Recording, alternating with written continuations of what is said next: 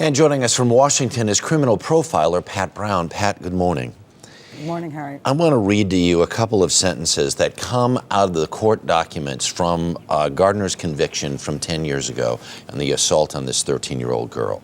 In the sentencing memo, Gardner is described as this: never expressing one scintilla of remorse for his attack. His psychiatrist writes, there is no known treatment for an individual who sexually assaults girls and does not admit to it in any way.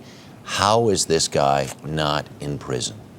Well, our laws just don't support good sentences. That's the problem. This guy was taught a lesson by the criminal justice system. They thought it was that they gave him 5 years and he was being a bad boy and therefore he should learn his lesson and come out and not do bad things again. But the lesson he learned was that you shouldn't leave a victim alive, because if you do, you get sent to your room and you can't play for 5 years. So when he came out, he made sure that his victims, assuming that he did this, did not survive.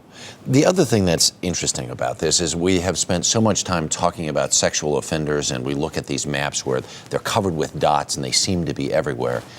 This guy is not like all those other dots. This guy is heinous and was totally dangerous. Exactly. There is a difference between low-level sex offenders and violent sexual predators or total psychopaths. That is the difference. And once you cross that line, like he did with that little 13-year-old girl, he exhibited that he was an extreme danger to the community, and he would, this is a guy you don't want to ever let out there again. And we ought to have a law that says when you cross that kind of line, this is not stealing a bicycle. This is not even stealing a car. It's not something minor. This is somebody who crosses a line to brutally attack another human being, a child, and rape her.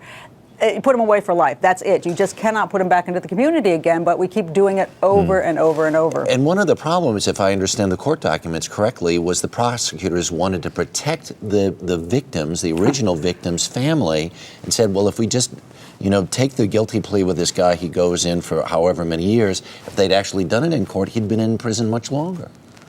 Well, exactly. And, I think it is our responsibility, even if we have to have our children testify, we must, as citizens, be responsible to keep these kind of people off the street, because by not testifying, that we cause pain to other people. Yes, we don't have as much pain ourselves, but look what happened to other girls. They're dead because of this. And very quickly, on the other hand, these situations happen statistically not very frequently, but at the same time we're trying to figure out do we lock our kids up, or do we give them the freedom they should have?